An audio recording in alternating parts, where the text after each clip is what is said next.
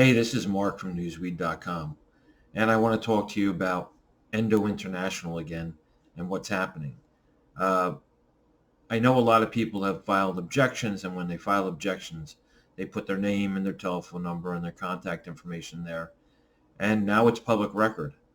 Uh, One person that's on the Stocktwits board is Teddy. So I pulled Teddy's information off of the public record with the bankruptcy, and I gave him a call. First call, he didn't answer. Second call, he did answer. I can tell you right now, he was not happy to hear from me. I said I was Mark from Newsweed. He says, oh, well, you're just an asshole, and you don't know what you're talking about, and so forth. So he also said that, well, all you do is get on YouTube so you can make money. I can guarantee you that I have not made a dime on YouTube. I think it is good that YouTube allows people that have a lot of followers to earn some money because it is content in which they embed advertising on. But that's another story. Anyway, my conversation with Teddy was somewhat abrasive. My impression of Teddy was that he has an agenda. I'm not necessarily sure that his agenda is pro the benefit of the stockholder. Um, it seemed as if he was very intent on uh, convincing me that the stalking horse bid was the best thing, which is, like a $6 billion purchase. Uh, he feels as if there's a contract between the creditors and then the financing that was provided by banks to kind of get this through, uh, which we had some disagreement on, which I don't think that that's really the case. Uh, but he really felt that Endo was going to make out like a bandit from this case because they'd be paying so little to kind of get out of it. I said that I think that the bankruptcy should be canceled right now because with all the objections that have come in for billions of dollars, it's probably the only thing that Endo can do right now is go back to doing business. That's my opinion. The last video I had when they were supposedly getting that plan approved and they were asking for opting in or opting out, my opinion was I'm not opting out because I can't afford an attorney that can actually fight this. Uh, I did mention to Teddy that, I didn't like the fact that there were so many attacks on the judge through Stocktwits. I thought it was kind of stirring the fire that was inappropriate. I mean, it's a federal bankruptcy court, and I think that they have procedures that they follow and that it's not necessarily going to be a corrupt situation or a situation where people are taking money under the table. It just doesn't happen that way. Uh, Not with a judge that spent his life in education, and prestige has the greater value than actually the money there. Uh, Teddy demanded that I admit that I was short at one time on the stock, and that's just not true. I am not sophisticated enough to ever sell a stock short. I think I sold Twitter short and made a couple $1,000s back when Twitter was really woke, uh, but that's about it. Um, he had made a claim that he had a buddy Rogue on Stocktwits that kind of slammed me and put me in my place and stuff. I have no idea who this guy Rogue is. Uh, I got the impression that Teddy's world is the internet, and he likes it being anonymous. Um, an anonymous stock board with millions of dollars at stakes and people investing so much money, I made the claim to Teddy that I don't think that's appropriate. I said I'm happy that people are now filing their objections and their information is right there because I like to converse with people and get an understanding of what they were thinking.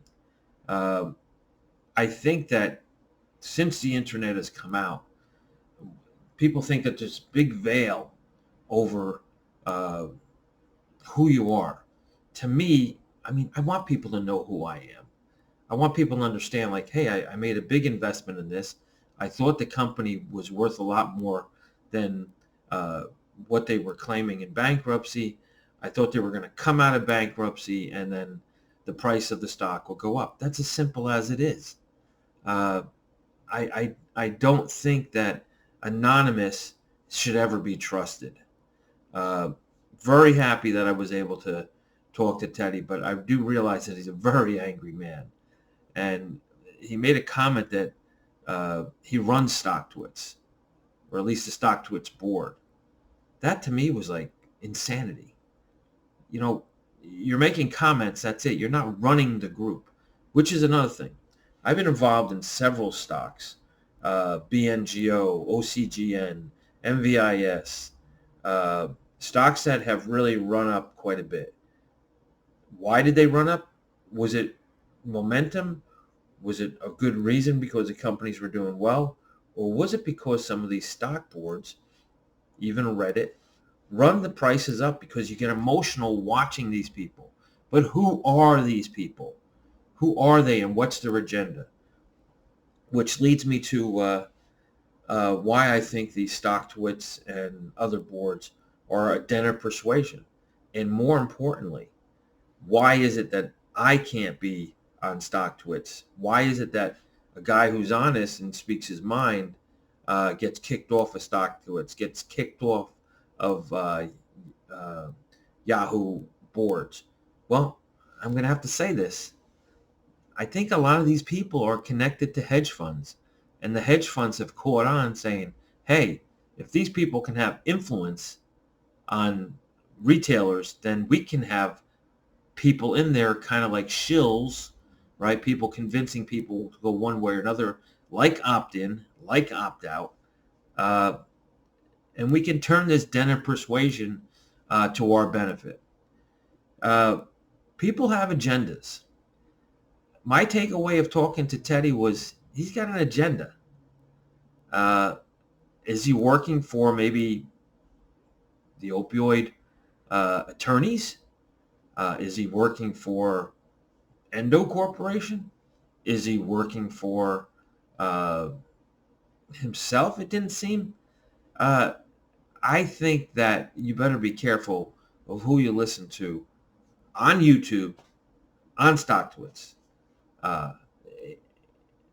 Teddy's comment that, oh, you go on there and you make money from YouTube. It's not the case. I'm on YouTube because I'm a small investor that got lucky, that got unlucky, that's hoping to get lucky again, that's trying to retire, uh, and trying to kind of draw out from the world the proper information. I go to stockholders meetings. I would have gone to the Endo one uh, in Ireland, but I didn't think I was going to get anything from it. I try to look at the CEOs, their personality, their body language. I try to gather as much information as possible. That's why I'm on YouTube. People call me. You're welcome to call me. 215-219-7699. Look, I know there's a guy, Jordan from Seattle, who connected with me and via text. I tried calling him. He didn't answer. There's another guy from Midwest that I talked to. And I've talked to many people all over the world that have their life savings or investments in here. And I just tell them, I don't know. I'm not sure, but this is what I'm doing. So obviously there's really nothing we can do with the Endo stock now. I guess you could try to sell your stock cheap. But for me, there's no position or no action I can take right now except wait and hope that I was right guessing that the value of the company was much more than what the settlements could provide. Now, I think the company's in a position right now that they've made a lot of settlements.